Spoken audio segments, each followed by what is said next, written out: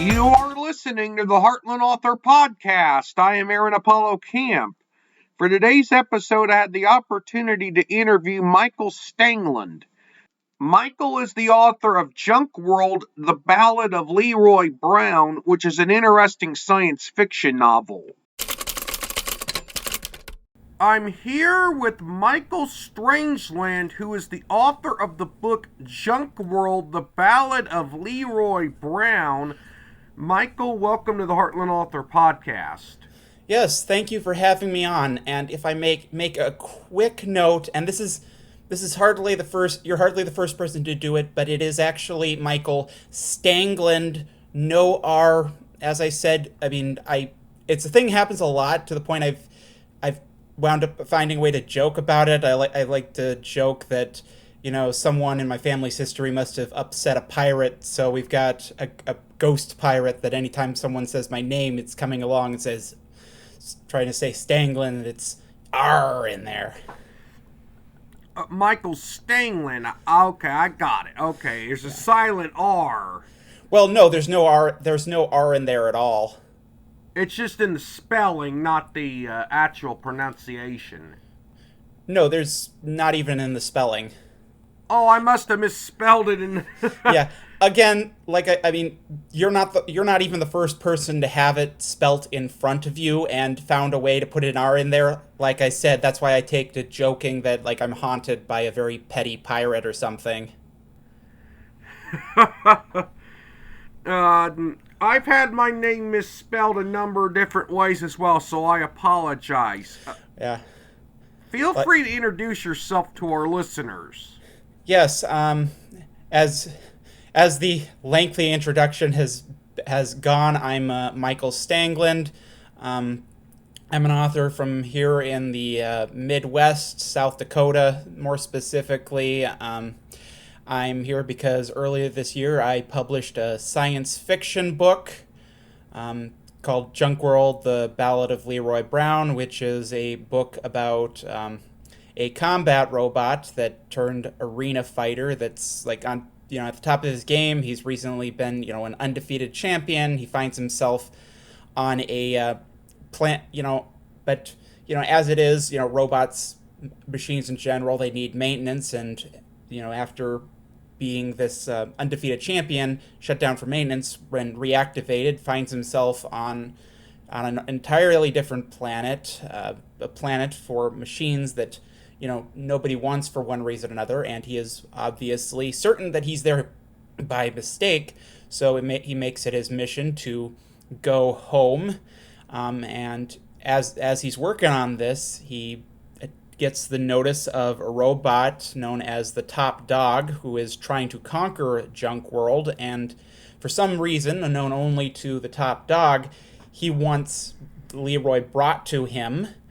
And so these two plots kind of intermix, and it winds up LeRoy gets basically drafted into fighting the Top Dog as part of his quest to go home. But, as things go on, he discovers that things aren't quite as they appear. And so yes, that is the book that I am here. That is the book I wrote. That is the reason I'm going out and trying to let people know that this thing exists.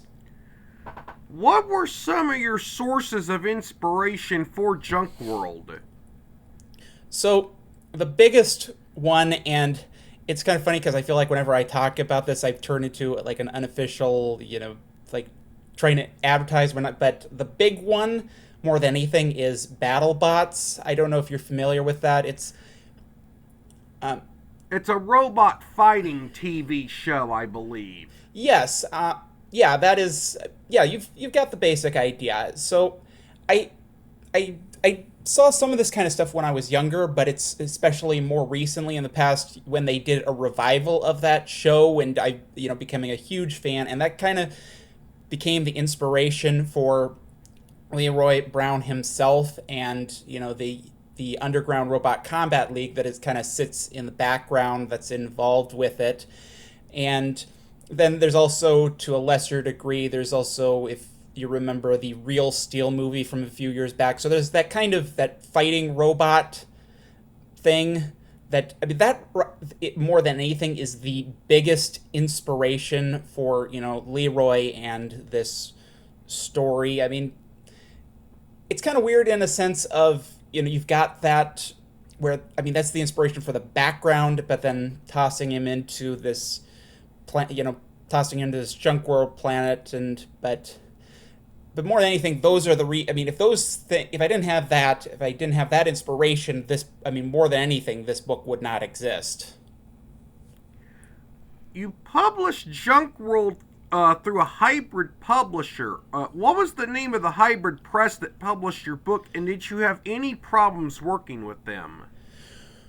Well, the publisher that I worked with for this is called Beyond Publishing.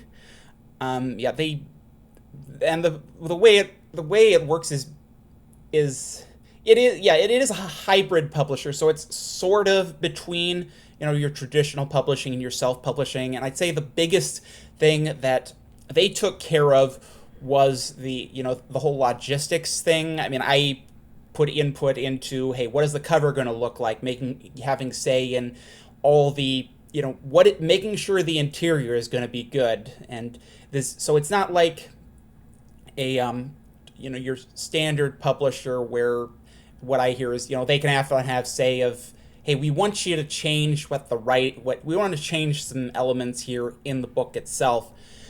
Now, one of the things that comes with it, though, is there's a lot of I haven't worked with a traditional publisher before, so I can only go based on what I've heard. But there is one of the big things I think is there are certain limits on what you're able to pull off. Like, for example, the cover.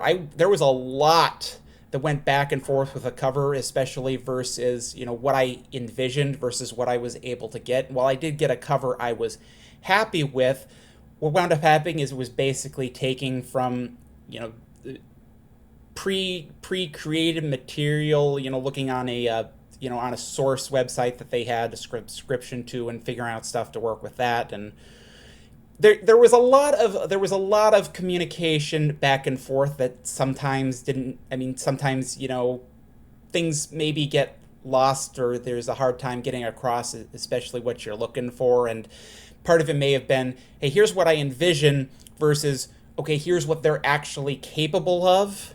So, well, okay. Hopefully, you were happy with what came out in the end. Yes, I mean the end product. Yes, this is a product that I am happy with, and especially the what's actually inside. And yes, it is important to have a good cover and all that. But when you get right down to it, it doesn't matter how good the outside is if the inside, that isn't worth purchasing, because at the end of the day, people aren't going to go, hey, I thought this book's cover was great, you ought to get a copy. No, what they look at is, hey, I really enjoyed this book, you ought to read it too, because I think you'd enjoy it. So, the cover especially, that came out as I wanted it. And they did even, there are even some things here and there that they, like one or two touches that, I didn't expect that came out as a result of it that, added a little bit to it. So the interior, the contents of the story, the stuff people are going to be reading, that I am absolutely, came out, I don't think it could have come out better from anyone else. And so that more than anything I'm happy with, and that more than anything is kind of the most important part. How did you decide to become a writer? Well, I think that it goes back to when I was young, where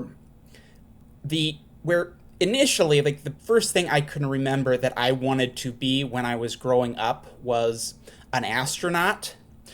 However, I quickly learned that what I envisioned as an astronaut as a little kid and what being an astronaut actually was didn't exactly line up because I envisioned as a little kid the kind of, you go into space and science fiction movies, science fiction stories, people go on to space, and then I realized, oh, we are really nowhere near that. And I think that aside from that, being told, hey, if you want to do that, you really need to be good at math, and math is unfortunately one of my skills I am weakest at.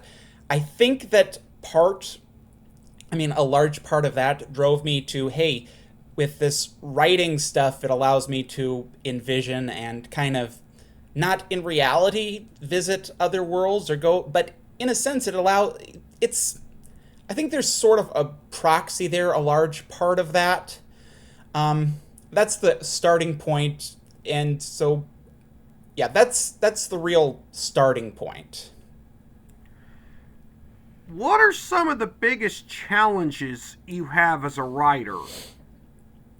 Well, one of the biggest challenges, and I'm my understanding is this is something a lot can deal with, is that making sure you stay focused and actually get it written. And on some level, there's, hey, some people manage to overcome that. Hey, and I did it enough to actually get this book published. I'm finding it with other projects I work on. Another big hurdle I face while I'm writing is there's no such thing. You're going to be very hard pressed to find a book or any writing that comes out, hey, this is the first draft, this is perfect, don't change anything. There are multiple drafts to be written. And me, there's a certain level of, this book and some of the other books I've written that haven't been published, where I kind of form like a first draft or a rough draft or, an outline a lot in my head, but there's the question of, okay, what actually needs to change and what is good as is. So there's the figuring out, hey, what is it good? What's good? What do I like that's good? What do I like that I actually need to that I do actually need to change? So it's a matter of figuring out, what's good, what needs to change, and making sure it all comes together properly. Can you provide any hints on future projects you have planned? Yes. Right now, the main book I'm working on, I'm heavy into the second draft, is a fantasy story. It's a bit of a strange thing. In part because of the starting point, because I don't know if you've ever heard it said about how, like, the two main approaches are, one, you plan it out ahead of time and work from it. Then the other hand, you just put something and you see where it goes. My normal approach is, I usually plan it out. In this case, I said, well, I'm not putting anything together that agents are biting on, so I'm just gonna see where it starts. I'm just gonna try that other approach. But then, funny enough, as I was going into that, I thought, I think I see some similarities to writing I'm familiar with. Maybe I should try, reading some material and get some ideas. So I went and read a number of some of them not as well known as other, but kind of more classic literature. And so I kind of put together this book that's like trying to merge a lot of them, but not. But I can tell you from like the title, kind of jokingly, that the title, not the title I'm actually going with, but it's kind of like Dante presents Alice's journey in to see the wizard at the center of the crystal. So if you can figure out like where those what those titles are, what those words are combination titles, it might give you an idea. And I'm trying to figure out, making it something that is its own, but it's taking pieces, and it's a bit of weird thing that hopefully I can put something that's enjoyable to read. I actually inadvertently skipped over a question. No, that's What all right. is your writing process like? Well, I kind of tapped into that a little already. A lot of what my traditional style is that I will usually plan things out in some sense. Oftentimes, a lot of it gets formed in my head. Doesn't even touch the page before I start on the first draft or put together a solid outline. So it's kind of like sometimes I wonder, hey, is this actually a first draft? Is it actually a second draft? It's a piece of writing advice that I've heard that I really like is that when you're putting the first draft together, the first draft is just about having something completed. You don't necessarily need to worry about, hey, how is this really a final, is this something that you really want something to read? Because you're going to need to rewrite it anyway. So I go from forming this stuff in my head, getting solid ideas in my head, to first draft. Then once I finish the first draft, I will, another piece of advice is, hey, it's a good idea to set it aside. Then you go back and read it. Then, you get the second draft. This one, I think, okay, I want to try and make something that this is presentable. And then from there, it's a process of put together a draft, find people who can read it, give you input, and use that input to put together, a better draft. And that's kind of that is long-term, how the book mostly comes together before you get into, hey, can I get this thing published now? If money and legal rights were not an issue at all, which is obviously in a fantasy world, what is a dream project you would love to do, whether it be a book writing project or another type of project? So I'd say if I could do one thing. Now, while I am primarily a writer, on some level I'm as much or more so like a movie guy at heart, but all of them stand on good writing. You want a good story, you want a good book, you need good writing. You want a good movie, you want good writing, so on and so forth.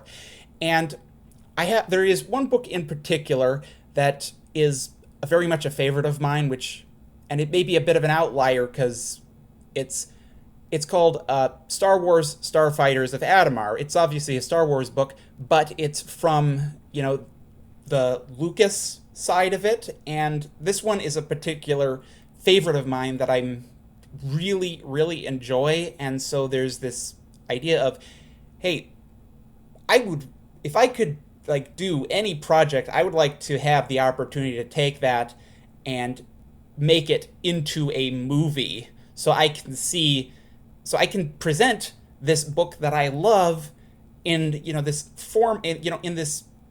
I can take the scenes that I see in my head and put them up on screen, and maybe try and project what I love and show other people why it's such a great book. This is my final question. Who is a person, either currently living or deceased, you would love to meet or wish you had the opportunity to meet, and why? It kind of goes with the previous question, but I think especially alive, the one person that I would love to meet would be George Lucas, because he is someone who has Star Wars is something that at the very least, the old Star Wars is something that has had a big influence in my life. It's a major thing that, it gave me the inspiration to become a writer and to create these worlds. And so with that big importance, I'd say he's someone that I would love to have an opportunity to meet and talk with, and just, so yeah, short answer, George Lucas. Michael Stangeland, you were a wonderful guest for this podcast. I apologize once again for completely butchering your name at the start of the interview, but I thank you for appearing on the Heartland Author Podcast. Yes, and again, thank you for having me on. And again, you are hardly the first person to make that mistake with my name. I have no doubt you will not be the last. So I've just learned to learned to have fun with it. So again, thank you for having me on. That is, at least to my knowledge, the first time I can recall incorrectly transcribing a guest's name in my interview questions, although Michael had a sense of humor about it. This is Aaron Apollo Camp reminding y'all to write your imagination. Bye for now. You can learn more about me and my book writing projects at campaaronapollo.wixsite.com/authoraac. You can follow me on Facebook at AuthorAAC and on Instagram at AACscribe. Copyright 2023, Aaron Apollo Camp, all rights reserved. This podcast episode is intended for the private listening of our audience. Any reuse or retransmission of this podcast episode without the express written consent of the podcast host is prohibited, except under fair use guidelines. Royalty-free music and sound effects obtained from https://www.zapsplat.com.